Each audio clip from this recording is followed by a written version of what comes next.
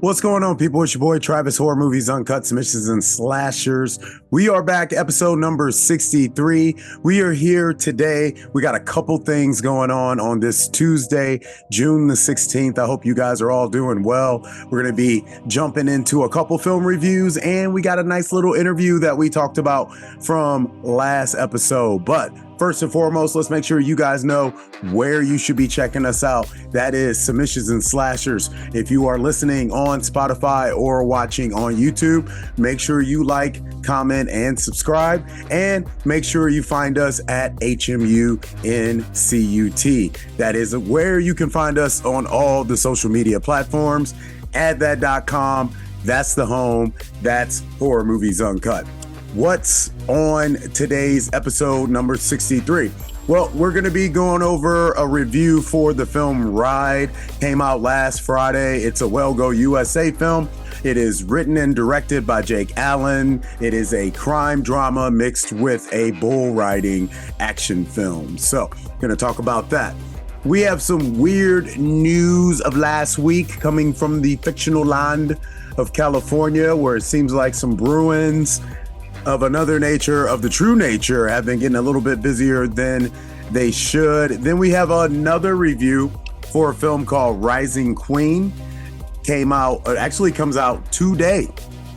You can find that on all your on-demand platforms. We'll be giving a quick little review for that. Then we will get into our two-part interview with Paul Hibbard, the creator, filmmaker behind Hysteria Fest, which is happening right in my backyard in the next week. We will be talking about our big action film to see this week, and then we'll leave it at that. So, as always, people, we're glad you're here. Make sure you're liking, make sure you're shooting us some comments, letting us know what you think about some of the films that we're talking about on Horror Movies Uncut. You know the deal, people. Indie news, indie reviews, and interviews. We'll be right back. Don't go anywhere. All right, people, welcome back. Episode number 63 of the Submissions and Slashers podcast. Kind of breaking news. The Smile 2 trailer just dropped right when I was setting up for the show. So I just got a chance to watch it, and my first reaction from it is okay. It does kind of suck that we got M. Night Shyamalan's new movie coming out, and there's a lot of very, very close tones to it. Clearly, what Taylor Swift did to the world and is still doing to the world is also being felt in the movie world. And of course, horror fans, horror films, they're always going to try some way to exploitate what's going on. And so having like all these like pop stars with certain things happening to them seems to be a common theme. So Smile 2, Parker Finn returning back October 18th is the release date. Ladies and gentlemen, I am predicting right now that's going to be one of the films that we will see at Fantastic Fest. If not the opening night big film of Fantastic Fest, which it's going to be weird though, because it might possibly be a secret film. They've been, okay, Sony, this is kind of jumping off of the path, but I gotta say this, and anybody who's been following what's going on with like Fantastic Fest, Alamo Drafthouse, they're gonna feel this. Sony bought the Alamo Drafthouse theaters, so with Fantastic Fest kind of making its home at the South Lamar location, it's gonna be curious to see what films, what events, what things are gonna go there. But I mean, for me, it was already a huge presence of like Paramount, which is what you got films like Pet Sematary Bloodlines, you got the first Smile, and now even Smile 2. So I wouldn't be surprised if we saw it as a secret film. I'm hesitant to say it's the opening night film only because they've been making sure the opening night film is also a film that's actually opening in theaters that Thursday. So we're looking at September 19th. A full month later is when this Smile 2 will be coming out.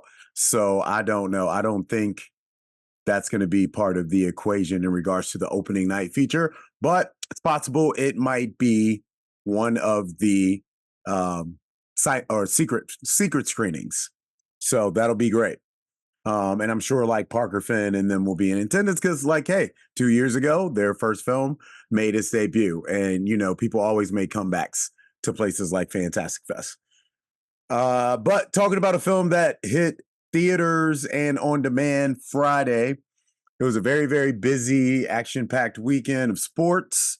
And if you are a person who is more inclined to watch something like bull riding, well, there's a film that's out right now that I think you might want to check out. It's a crime drama called Ride, and it's directed by, written, and starring Jake Allen. Jake's been in a few things. You got Annabeth Gish, C. Thomas Howell, Forey J. Smith. The film is about a young man who is just recently getting out of prison, kind of doesn't have a connection with his family too much anymore, even though he still loves his brothers and sisters. His mom's a cop. She's a sheriff. Dad's a bull rider, like legend. And he's just kind of stuck in between like an addiction and still having a passion for the bull riding. But of course, with family, there's turmoil. He's got a younger sister with cancer. Of course, they don't have a lot of money to make sure she's going to get taken care of. So he makes some decisions, and it's just your classic Southern grit thriller. And to mix in like the intensity of the bull riding scenes, stuff like that made this kind of pop, I felt, way more than it should. I was very surprised to see Well Go USA, even though they've stuck out before and grabbed action thrillers and films and various platforms and from various parts of the world. But I was very surprised to see a movie like this pop up from them.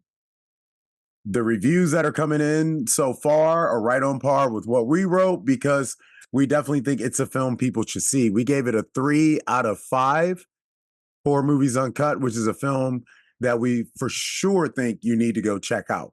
If you had a chance to see Ride, or you intend on doing so, when you get to, let us know in the comments what you thought.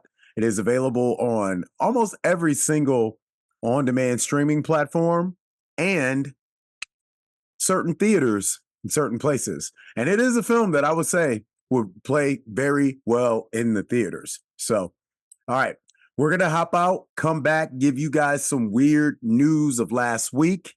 And then we got another review before we get into that exclusive interview with Paul Hibbard from Hysteria Festival. Yo, man, it's kind of nice being able to break some news with that Smile 2 info. You know where to find us, people. Hit all those buttons. We'll be right back. So, have you guys ever watched like Yogi growing up or anything like that, right? Uh, him, Boo Boo, they were, welcome back, Submissions and Slashers, episode 63. We're just jumping right into it, man. Yogi, Boo Boo, they were not your average bears.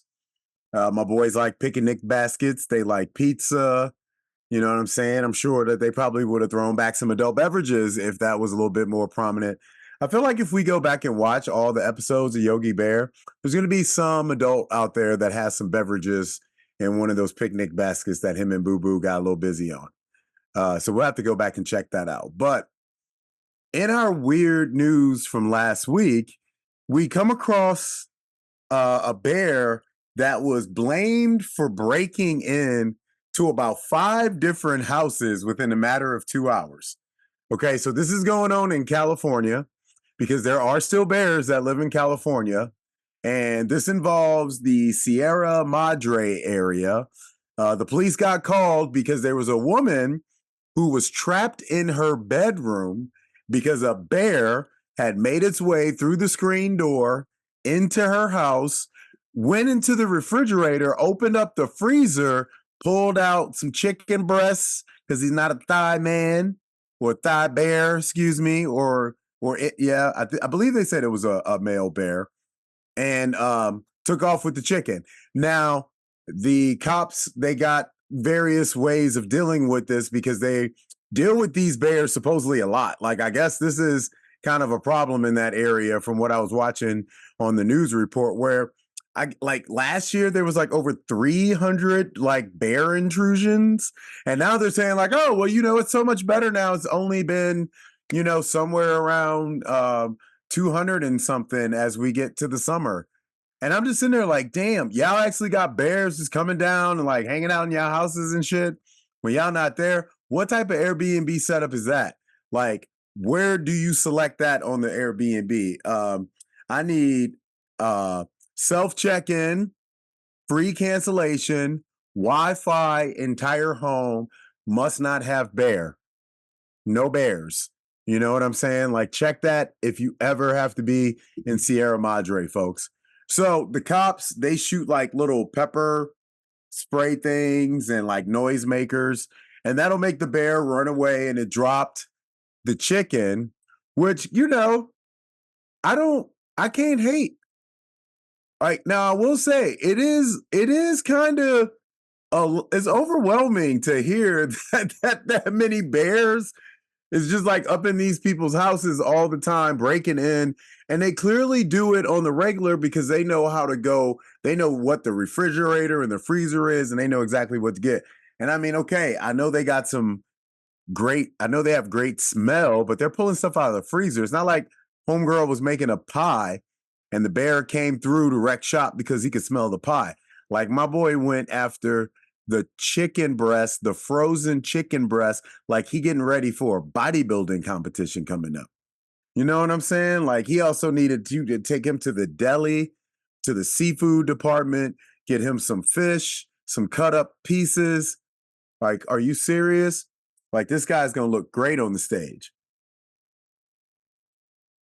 But I don't know.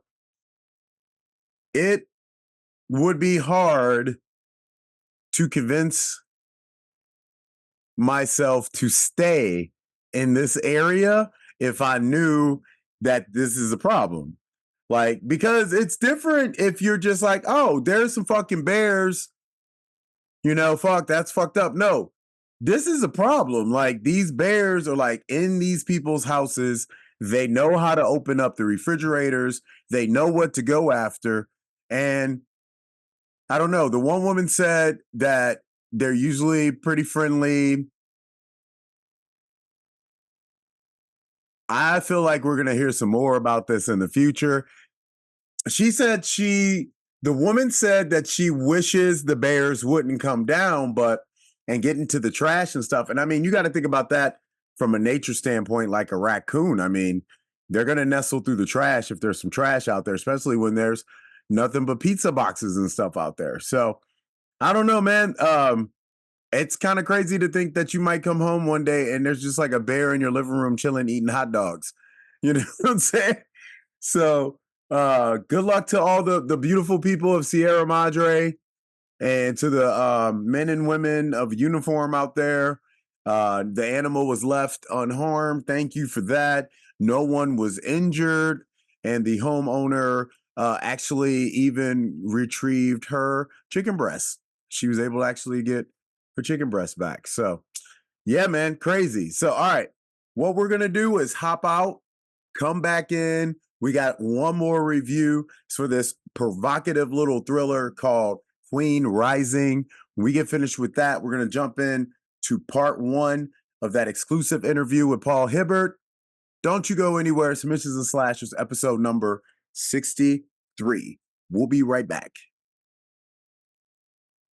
Okay, people, episode 63, Submissions and Slashers. We got one more review to get through, and it is for a little mystery whodunit slasher thriller that is, in my opinion, in the vein of something you would see on a like late night BET Plus, possibly Lifetime movie network, but with the sister is the lead in the cast, a young lady by the name of April McHale.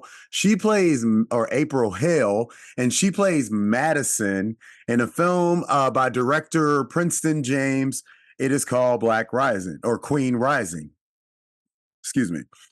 In the film Queen Rising, we find a young lady who pretty much struggles to find that relationship. I think it's something that we all can kind of touch and feel and believe in, because her character Madison, even though she's coming from a troubled past with some abuse and things that has happened in her childhood home, it's almost like she ends up picking what we all kind of do. And I even wrote about this in the review. She kind of makes that torrid mistake of, I'm picking exactly, the demons that I've seen, in my life growing up.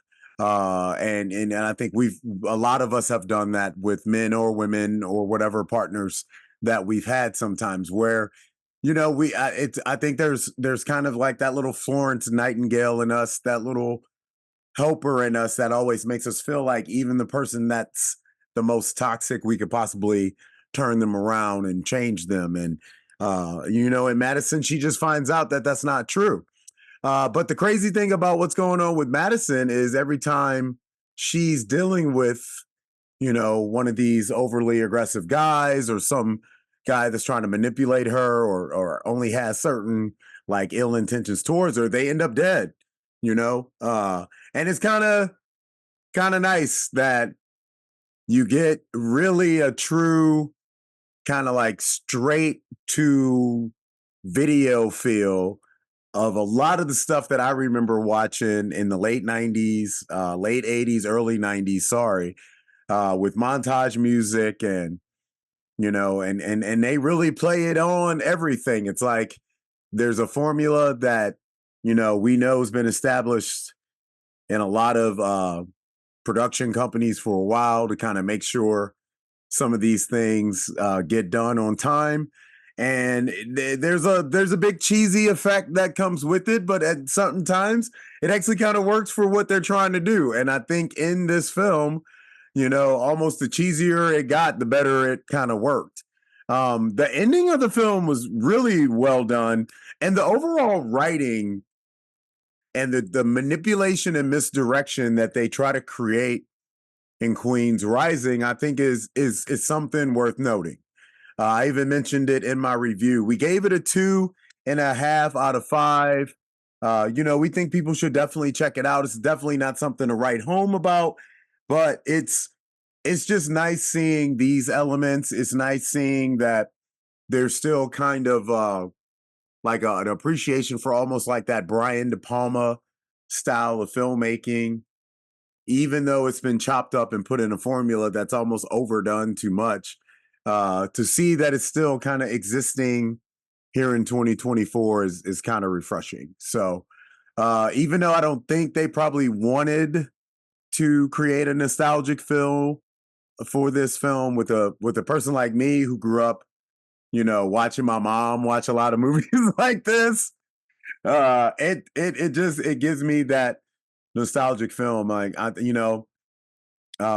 What's Love Got to Do with It, Waiting to Exhale, the Toni Morrison stuff, the Terry McMillan things, you know what I mean? Like there's a lot of that oozing in Queen Rising. And for a person that was raised with a single Black mom, that's something that I adore. I think it's great to see. How it translates into the spectrum and the universe, like I said, I think a lot of people are going to really get kind of that like Lifetime, like provocative thriller vibe from it. And there's an audience for that. This is a horror movie you can watch with your mama. I don't care who she is, what she looked like, what her racial background is, what her religious background is. This is a horror film that the daughters watch with their mamas and their group of friends and aunties and everything like that. I think you might get what I'm talking about now. So, if you come across Queen Rising, it's definitely got some entertaining points in there. 2.5 out of 5 horror movies uncut. You know how we do, folks. We give that indie news, reviews, and of course, like we're about to do right now, the interview. So let's set this up. Here in St. Louis, we have a film festival called Hysteria. It is located right around the corner from me in this theater that's a combination of an outside patio theater and an inside theater. Now, both areas, sit less than 40 people per, but it's still awesome that they have this type of a setup. It's also next door to a pretty good barbecue restaurant as well. The Arcade and Theater, and then the Heavy Anchor is what's next door. This is the home of Hysteria Film Festival, and we're going to be there, possibly. We got a lot of stuff that we'll do if we do make it there, but we got a chance to talk to the creator of it, a filmmaker who is now really, from what we're getting from this interview, focusing a lot more on making this festival the best thing that it can be. And what I really like is Paul focuses on making this an international film festival. Now, in this rendition of Hysteria, there's a Swedish film festival influence into it. So you got a lot of films that are kind of bubbling around the late 80s, 90s, early 2000s that were very, very significant in regards to horror, dramas, and independent features that come from this land. He's going to be doing special screenings of films that are going to be coming from this land, films that I love, like Let the Right One In, which is super exciting. But he's also got a couple world premieres and a couple North American premieres up underneath his sleeve with a lot of shorts and all the wonderful things you would expect. This is a grown-up style film festival, folks, and it's very intimate, super casual, and it has the room to actually grow. So without further ado, we got this interview, Submissions and Slashers, with your boy and Mr. Paul Hibbard from Hysteria Fest. Don't go anywhere. Enjoy the festival. We'll be right back. All right, Travis Brown, Horror Movies Uncut, Submissions and Slashers, man. I am joined by Paul Hibbard. We are here for Hysteria Film Festival that's going to be kicking off, and that is June 21st? 27th. 27th. So June 27th 27th. to the 30th. Through the 30th. And that is a 5-day festival? 4 nights. 4 days. Okay, 4 nights. So one of the things that you mentioned on the website is you've decided to expand this festival for a couple more days. Is there any particular reason why you decided to expand the festival? Well, I mean, I always kind of wanted to run a film festival, so when we started off small, the hope was we would get to a place that we could play more films and we could expand to multiple days. And we started as a one-night shorts-only program. Right. And that didn't end, but also because I had a hope from the beginning that we would eventually get there. So tell us a little bit about the initial start of Hysteria Festival, kind of where it came from, what made you decide to do this, and like what is it, something about festivals that you want to make sure Hysteria kind of stands out from some of the other ones that are out there? So it's kind of an extension of my short film, Some Visitors. So I made a film called Some Visitors. It was really violent, but it was also it's a great violent film. Thank you, appreciate it, Travis. And it was really influenced by a lot of like international influences. So it was very violent, but we were heavily. Okay, hold on, man. You can't just say international influences. We have a horror film audience, so you need to name drop, sir. It was very influenced by the French extremity movement. There we go. And movies like Martyrs and Inside. Mm-hmm. It was really influenced by those films. And because of that, because of both how violent it was and how maybe like foreign the film felt to people who aren't just diehard horror fans, yep. I didn't know of a good home for it in St. Louis. So when it was time to But we have Bastille Day here, and there's a French community. It's St. Louis. Yeah, like, it is. But those guys don't necessarily love the violence of the... They're not watching a baby get, like, stalked and taken out from her mom. I mean, the French extremity filmmakers, they say that their own country kind of stopped them. Yeah. So they're already in kind of the minority, so trying to make a film in America, in the Midwest of America, is sort of, I'm in a super minority. Right. So I was trying to like find a home for it. So I started this fest just as a one-time thing, and where was the fest originally? It was at Arcade, where it still is. Okay, and so it's still at the same spot? Arcade and Cinema, which is in Vivo Mill, which is in South St. Louis. And so Some Visitors went to a bunch of festivals. And when it would play at the festivals, when you're a filmmaker, you can watch other films, and I would just pick my favorites and go to the filmmakers and be like, hey, I'm doing this thing, it's kind of a festival, do you want to play with my movie? So it was invitation only, right? And we did it, and year one sold out. It was only just 2 nights. And what year was year one? 2022. Okay. And so it sold out and we were like, okay, well, there seems to be this demand for this. So it was really just like an extension of those influences, and I really wanted to make a horror festival that's also like an international film festival. And there's a lot of great horror festivals in the world. A lot of them do things like Friday the 13th and Nightmare on Elm Street stuff, and that I feel like that market's covered. I want to do something that focuses on international horror, focuses on maybe like deeper cut horror films, and stuff that really influenced me growing up. And the good thing about Arcada is it's a smaller cinema, right? Lower overhead. How many seating capacity wise? How many? It can fit on the outside screen. So tell people about the nuances of this, because a lot of people don't know that there's an outside and an inside of this. So there's 2 screens, inside and outside. Outside screens is one of my favorite screens in St. Louis. I love it so much. That can sit about 60 people, maybe 70. Inside gets a little bit smaller. Inside's about 50 to 60. Okay. But it has just like this like energy to it. And when you're running a fest that's just starting, bringing in like 50 people is what I'm looking at doing at first. And having it at this small, intimate theater instead of like a big box theater. That's next door to a barbecue place, goddammit. Let's go. That's real St. Louis right there. Real St. Louis, yeah. And it just gives this energetic feeling, and it's one of my favorite theaters in the city. So I wanted it to play there. Voted best theater of 2023, correct? Yep, by the RFT. Yep. And so I wanted it to play there. It's a smaller theater, lower overhead, so I can just do what I want. Right. I don't need to like worry about. I don't need it to be like a festival that needs to like bring like broader horror films that everybody's seen 1,000 times, and I can do these deeper digs. So like last year we did French Extremity, which was influence on some visitors. This year we're doing Scandinavian horror. Okay. And these are things that maybe people aren't necessarily drawn to like off the bat, like something like Child's Play would draw people. Right. But it's so if somebody was to come up to you and be like, well, what's Scandinavian horror? What are some examples that you would give for that? That might something that they've heard of before. Yeah, so what we're playing this year is, I would say, the biggest Scandinavian horror since 2000 is Let the Right One In. So that's from Sweden, and we are playing that. Just if anybody doesn't know what Scandinavia is, it's a region where it covers. It covers. Do you know where the Scandinavian region is? That's the first question. So it's basically just films from Norway, Sweden, and Denmark. Right.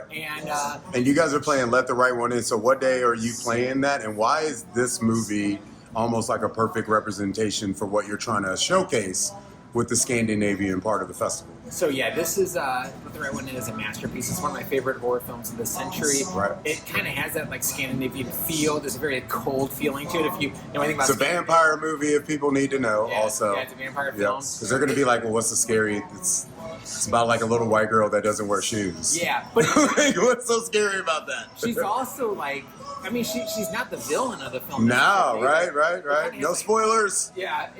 No, you can spoil that. I mean, if you haven't seen this movie by now, come on.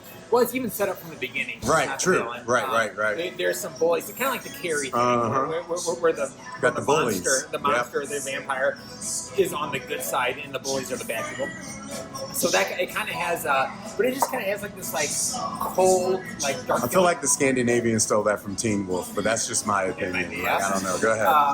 But it's also weirdly like a sweet, adorable film. And I'm really happy we're ending the festival this year with it, because last year we ended the festival with Martyrs. Yeah. And if you ever seen Martyrs is like the most like cynical movie. Okay, people. Oh, looks like Portugal is down. We got Euros going on. It's, like I said, man, it's a lot of stuff. It's summertime, baby. A lot of stuff coming up. So I need to tell you guys about the big action thriller that is going to be playing in theaters that needs to be on your radar. It's a film coming from TJ Noel Sullivan. We posted a little blurb about it on HMU last week. It's called Midas. It's a nice little smart looking thriller about a young man whose mom and family is dealing with some insurance problems, kind of like what we were talking about with the movie Ride earlier. What he does is he gets a job at this insurance company, and then him and his 2 friends, they devise a scheme to rob that motherfucking place. So, I mean, you talking about like all about the Benjamin, you talking about Office Space, probably like a combination of that, but probably not. All right. But the movie looks like it's got an intriguing premise behind it. It's a very young cast of some people that have been making some noise in respective areas of stuff that they've been in. We are looking forward to seeing this. We're going to try to take a glance at it next week. It does come out on the 28th. So look for probably one or two more updates from us on Midas before we drop that full review. But that is your big action thriller to see. Now, once again, we are not talking about what the hell is streaming next week because we're giving some love to all the films that are out in festivals. We want people to go out to festivals. We know people are really not sitting at home too much. But if you are at home and you are looking for something to watch, the two movies that we talked about earlier, Queen Rising and Ride, are two films that are streaming right now this week. So you guys can check those out if you want to. Okay, so we're going to hop out, get back to that second part of the interview with Paul Hibbard to wrap up the show. Thank you guys so much for tuning in. You know the deal, at HMUNCUT, that's Horror Movies Uncut, on all the social media platforms. Like, follow, subscribe, hit buttons, do all that stuff. On the next episode, we will be giving a final update on what's going on down in Chattanooga. We'll be letting you guys know if we're going to for sure be at Hysteria. And if we do got Hysteria, we might have a friend coming in town that's going to help us. It's not just going to be your boy. So y'all better tune in, right? Other than that, we got some reviews for the films Kill, and we are going to drop a little bit more on the film The Exorcism because that is coming out in theaters this weekend. So the review will be popping up for that soon, and then you'll see us talk about it on the show.